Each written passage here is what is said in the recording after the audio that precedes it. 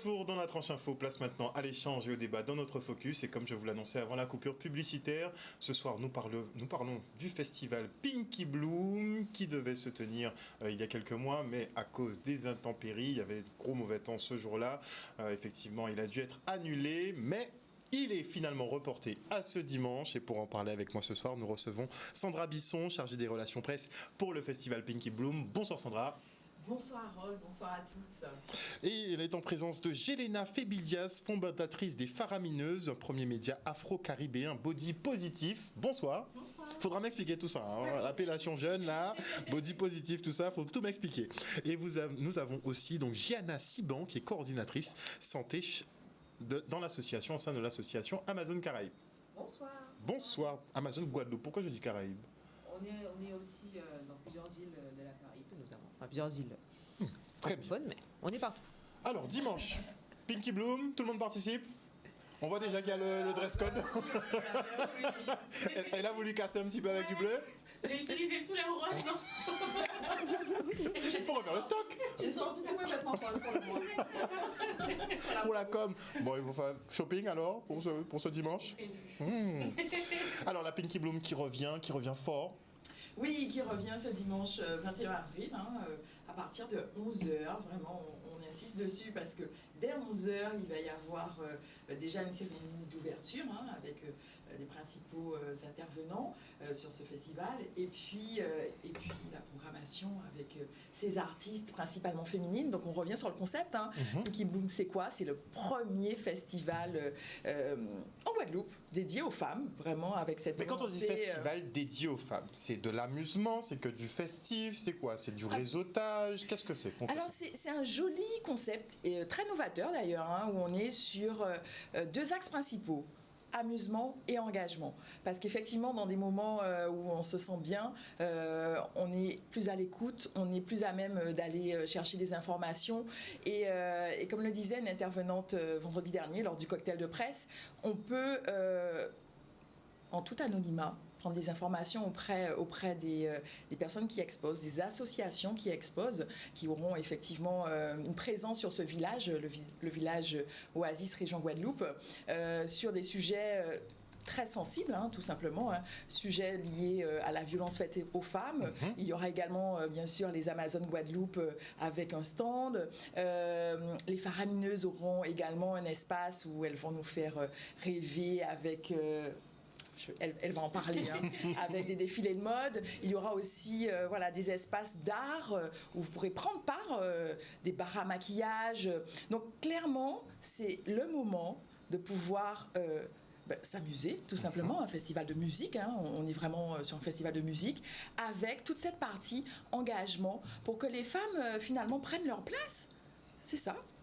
C'est allier cette festivité à une cause solidaire.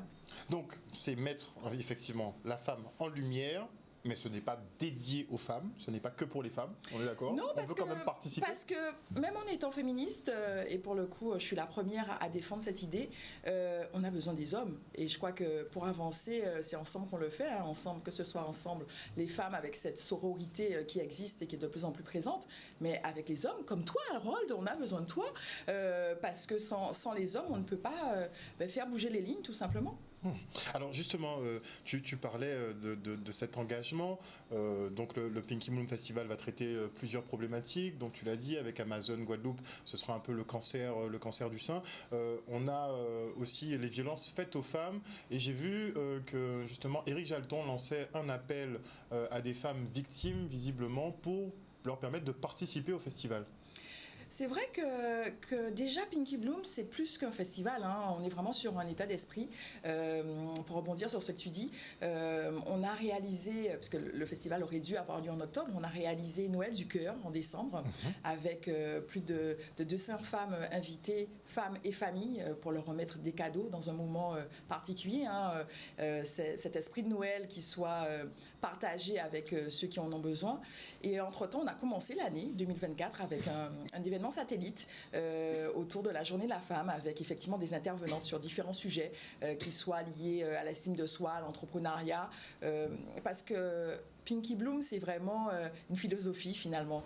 En dehors de ce festival, il y aura plein de moments qualitatifs autour de périodes effectivement où on aura à s'amuser, où on aura finalement à prendre du plaisir, mais toujours en faisant passer des messages forts. Et puis pour rebondir, les Amazones, c'est vraiment une année singulière, sachant que ça me donne la chair de poule, pardon, pas parce que j'ai été atteinte du cancer, mais sachant qu'en octobre dernier, on était vraiment sur un lancement du festival sur le mois d'Octobre Rose, avec vraiment cette envie de mettre en lumière les Amazones et surtout de leur porter notre contribution, sachant que les bénéfices qui seront faits sur ce festival seront reversés à l'association, car elle en a grand besoin, et Gianna en parlera par rapport aux multiples actions qu'elles font toute l'année. Justement, moi je voulais déjà féliciter votre association et toutes les associations qui font de la sensibilisation, puisque ça sert, c'est vraiment effectif. D'ailleurs, hier soir, je recevais une créatrice cosmétique, une Martiniquaise qui est basée en Hexagone, mais elle est de passage ici en Guadeloupe, et qui effectivement a pu se faire dépister suite à une autopalpation. Donc elle a entendu effectivement les messages, elle s'est autopalpée, et ça lui a permis de traiter son cancer plus rapidement. Donc on reconnaît effectivement la portée des actions que vous multipliez, donc que vous cherchez à démultiplier en Guadeloupe. Oui, tout à fait, parce que comme vous dites, c'est l'autopalpation qui est l'un des premiers l'un des premiers dépistages. Donc, si les femmes connaissent leur corps, c'est plus facile après de sentir une différence en fait.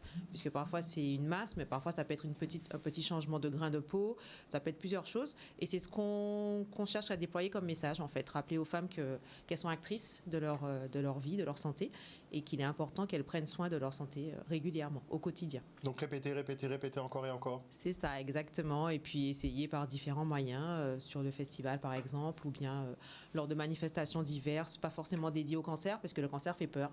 C'est quelque chose c'est un mot qui fait peur, en fait. Donc, dès qu'on prononce ce mot, c'est vrai qu'on peut se braquer. C'est ça. Et puis on a peur de la mort en général. Souvent on associe cancer à mortalité. Et nous, c'est ce qu'on défend, justement, c'est plutôt la vie. Donc, on cherche à être aussi des exemples, parce qu'il faut savoir que l'association Amazon Guadeloupe a été créée par une ancienne patiente, et qu'au sein de l'association, pas Amazon Guadeloupe, Amazon de façon générale. Et dans les associations Amazon, il y a beaucoup de patientes.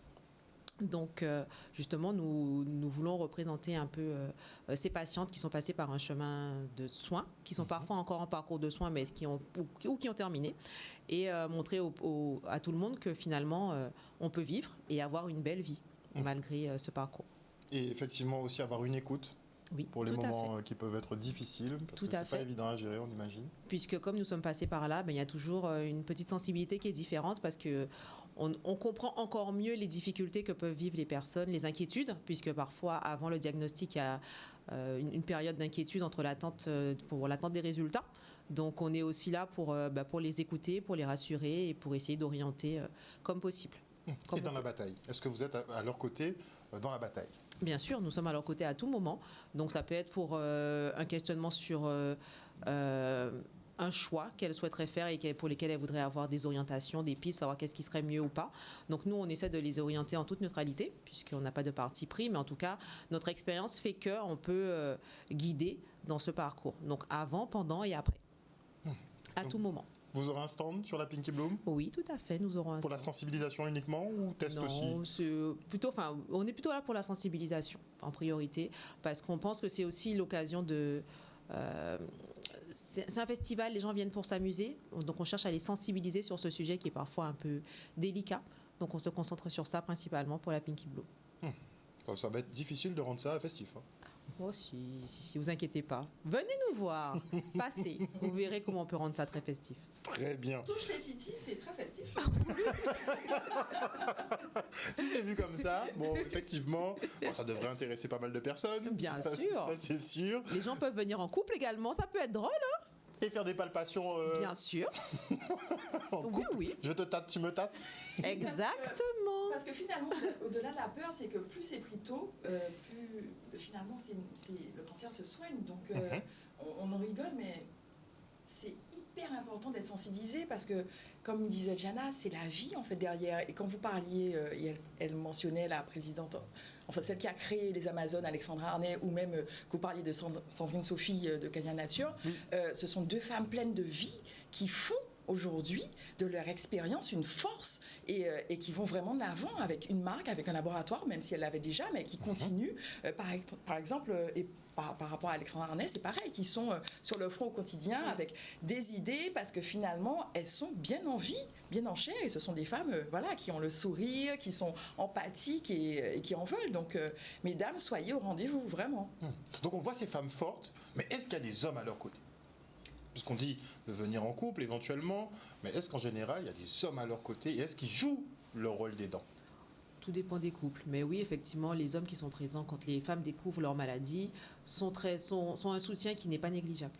Je dis de venir en couple parce qu'effectivement, la palpation peut se faire en couple. C'est pas forcément la femme qui se touche. Et l'homme qui peut aimer justement exactement. tripoter, Non, mais vraiment, ça peut être peut vraiment savoir, un moment de couple qui est prévu une fois par mois pour palper son épouse. Oui, ça peut être ça. Parce qu'il faut connaître son corps. Bien sûr. Dans tous les cas. Pas que pour les activités, pour aussi le dépistage. Donc, Pinky Bloom de la fête, il y aura le plateau artistique, il y aura les stands. Oui, et plusieurs nouveautés. La première, sur cette nouvelle date du 21 avril, on donne accès effectivement aux plus de 18 ans, puisqu'on était sur un accès aux plus de 25 ans. Donc ça, c'est la grosse nouveauté. Les jeunes, et parce qu'on a eu cette demande, clairement, les jeunes qui veulent accompagner leurs parents ou les jeunes qui veulent simplement venir. Ils se sont sentis mis à l'écart, en fait. Exactement. Et puis, on s'est dit que finalement, comme le festival était déjà très conceptuel, qu'on allait avoir effectivement des jeunes qui ont envie d'écouter effectivement ce line-up et qui ont envie aussi d'accéder aux différentes activités, ateliers proposés qui seront très riches. La deuxième nouveauté, c'est qu'effectivement, on va avoir...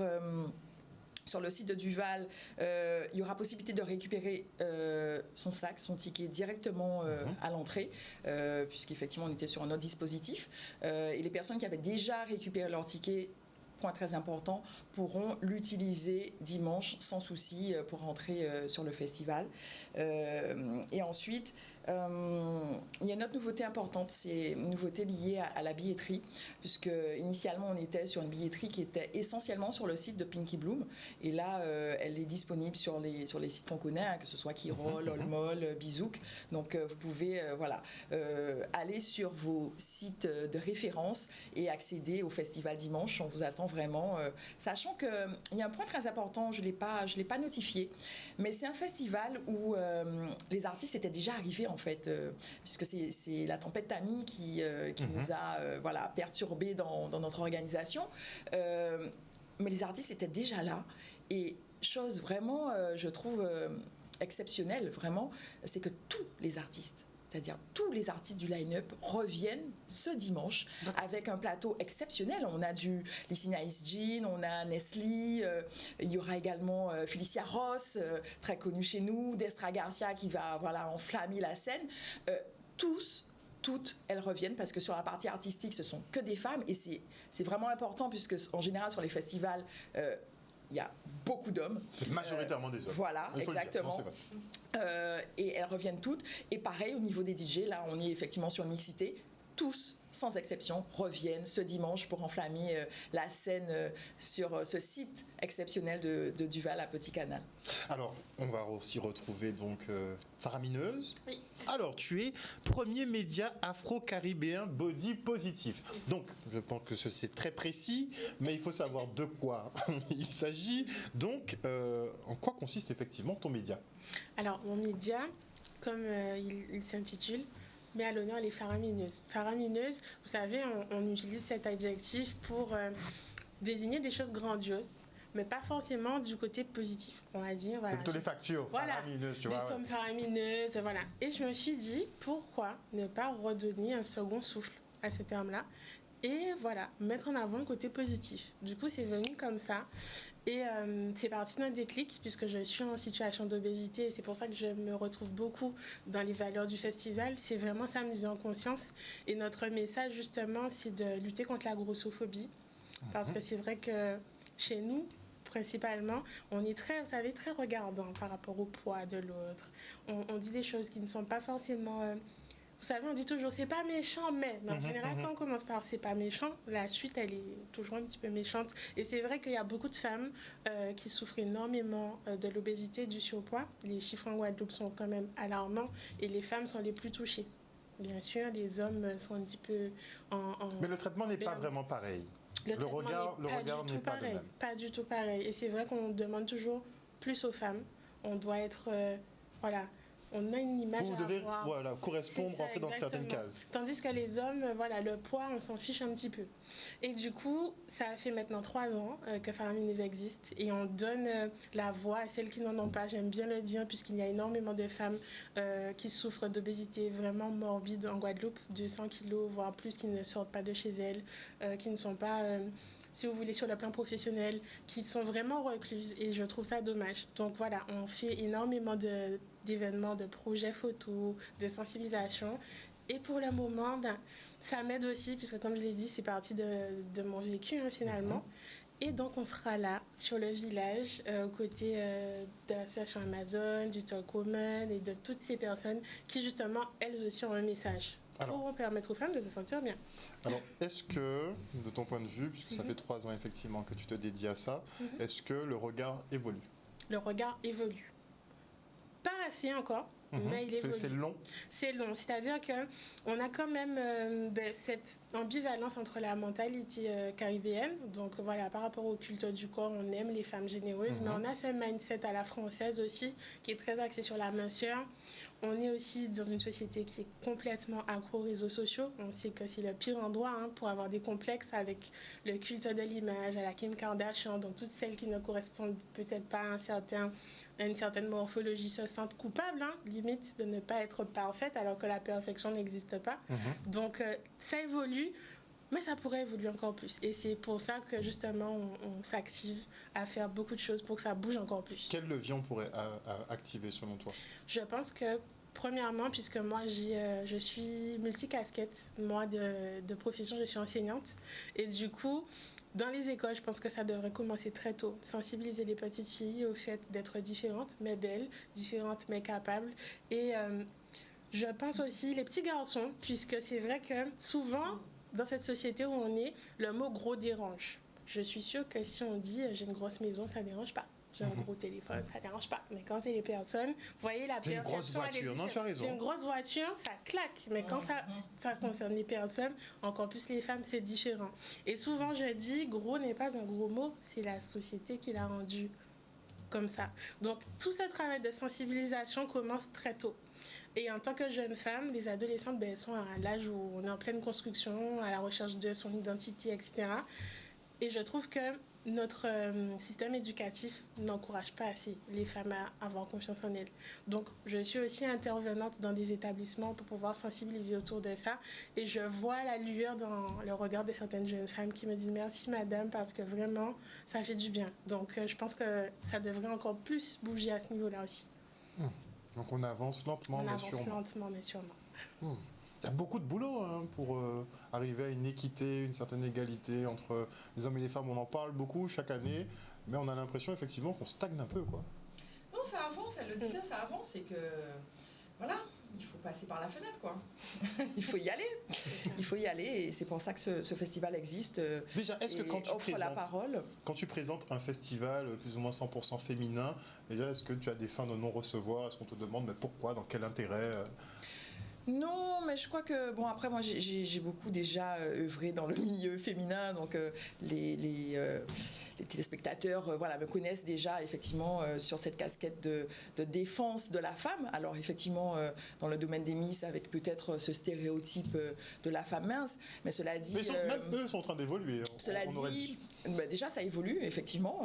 C'est même pas, oui, ça évolue, puisque les critères ont vraiment changé. Les critères changent. Mais au-delà de ça, moi, j'avais vraiment cette base-là, une belle, mais pas que, parce que la beauté n'est pas que physique, la beauté n'est pas qu'extérieure. On est vraiment sur des notions qui vont beaucoup plus loin que ça. Quand on doit impacter pour son île, tout simplement, on voit voilà, notre Miss en titre, Jalilan, il faut prendre la parole, il faut aller sur le terrain, voilà, on a des causes à défendre, on a des lignes à faire bouger. Et quand on prend on accepte de porter cette couronne, c'est parce que derrière, il faut y aller, quoi. Il faut y aller. C'est pas briller à tout prix, hein. C'est vraiment pour moi belle, mais pas que. C'est résumé en très peu de mots, mais c'est vraiment ça. Et la beauté, c'est comme un bloom de fleurs, hein, c'est éphémère dans tous les cas. Et il y a d'autres situations. Ça peut être dans le cas, par exemple, d'une ablation d'un sein, par exemple. On peut se retrouver quand même avec de grosses marques, de grosses cicatrices. Et il faut l'acceptation aussi de la personne dans ce changement-là. Est-ce que vous avez ce genre de discussion avec les membres ? Ah oui, tout à fait, puisque effectivement, quand on enlève un sein ou quand on touche au sein, de toute façon, on touche à une part de féminité. Donc c'est vraiment quelque chose qui est compliqué à vivre pour les patientes qu'on a. Au sein de l'association, on n'a pas que des patientes atteintes de cancer du sein, mais il peut y avoir tout type de cicatrices, parce qu'une cicatrice, forcément, ça impacte le corps et les femmes peuvent se sentir moins belles à cause de ça. C'est là que l'accompagnement familial, l'entourage familial rentre en jeu aussi, puisque c'est un soutien et les femmes s'appuient dessus. Mais nous sommes là aussi. Nous mettons en place des ateliers, notamment ateliers esthétiques. On a des socio-esthéticiennes avec lesquelles nous travaillons. Nous leur apprenons à se maquiller, parfois, pour qu'elles puissent reprendre goût à leur féminité, à prendre soin d'elles. On a tout type d'ateliers qui permettent aux femmes de se reconnecter à leur féminité. Parce que c'est vraiment ça, notre cœur de métier, enfin de bataille en tout cas. C'est rappeler à la femme qu'elle a peut-être subi certaines choses qui sont moins jolies que ce qu'elle imaginait, mais qu'elle reste une belle femme malgré tout. Donc on a aussi des expos photos qui permettent aux femmes de se voir dans d'autres situations. Donc tout est thérapeutique en fait. Chez nous, des fois on se dit faut un atelier, à quoi ça sert? Mais tout atelier a derrière une portée sur la femme et sur l'estime d'elle-même.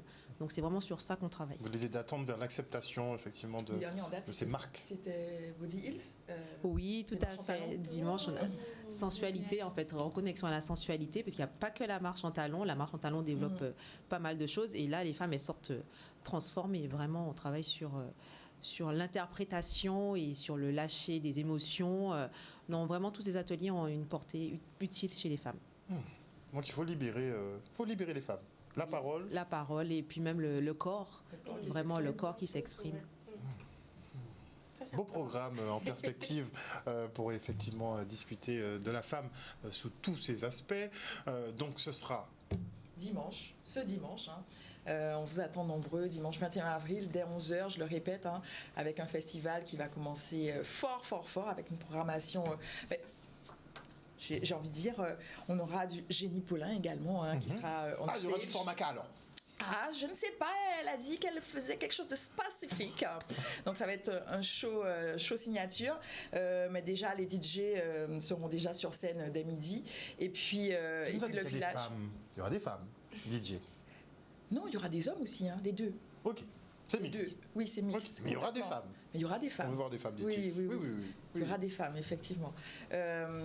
Donc, rendez-vous dès 11h avec vraiment la possibilité de manger sur place avec des corner food de Cara, maître restaurateur, également Africa Bowl, et de se poser tout simplement. Le site de Duval nous offre cette possibilité d'avoir des arbres. Et puis, il y aura une allée de femmes inspirantes. Plein de surprises vous attendent, j'ai envie de dire. Il faut vraiment venir encourager vos compagnons ou des amis, tout simplement, si vous n'avez pas de chéri, à venir avec vous. C'est l'occasion aussi de négocier un chéri. Écoutez, tout est permis, tout est possible. C'est vraiment donner du sens à la fête et des couleurs à la solidarité féminine. C'est vraiment le credo de ce festival, ce premier festival en Guadeloupe sous cette... accentuation du leadership au féminin avec les hommes, bien sûr, avec les gentlemen à leur côté. Leadership au féminin, à quel moment vous prenez le contrôle de cette planète ? Eh bien, ça va commencer très très vite. Je sens que ça va être là. Prochainement. Allez, sous dizaine. C'est l'heure des femmes. En tout cas, merci beaucoup à vous trois d'être venus sur ce plateau nous parler des activités de vos associations respectives, que ce soit Amazon Guadeloupe ou bien les Faramineuses. Il faudrait que je jette un petit coup d'œil sur ton projet et qu'on voit si on peut communiquer aussi dessus, puisque tu es basé sur Marie-Galante, ce serait bien qu'on fasse un petit travail ensemble. Et aussi, on remercie Sandra. Et j'ai vu... hors sujet, on ne parle pas de Pinky. J'ai vu qu'il y a une passation au niveau de Miss. Oui, ça bouge. Qu'est-ce que tu en penses? Après, moi, je n'y suis plus. J'ai fait un vrai Mais je ton choix. regard. J'ai fait un vrai choix, et d'ailleurs un choix lié à la maladie, parce que j'avais vraiment envie de me prioriser. J'ai envie de dire, les bonnes personnes sont là où il faut, hein, puisqu'elles ont l'expertise, et je pense que c'est ce qui est important, hein, pour qu'on aille toujours très très loin. Donc on va nous produire d'autres Miss. J'ai vraiment, moi, remis ma casquette de chaperonne, de déléguée. Je suis passée avec une dynamique effectivement liée à l'estime de soi, toujours. Hein, c'est ce que je prônais, mais c'est ce qui est important pour moi en valorisant des talents de chez nous. Je travaille avec le chef Le Riche, avec voilà, des personnalités qui font et qui donnent ce rôle modèle dont les jeunes ont besoin. Mais je pense que ça va continuer à briller. Hein. La Guadeloupe n'est pas prêt d'arrêter d'avoir des Miss au national. Oui, c'est ça, des Miss France. Et peut-être à l'international un jour. Moi, on perd pas espoir. Oui. Ça va arriver. Oui, tout est possible.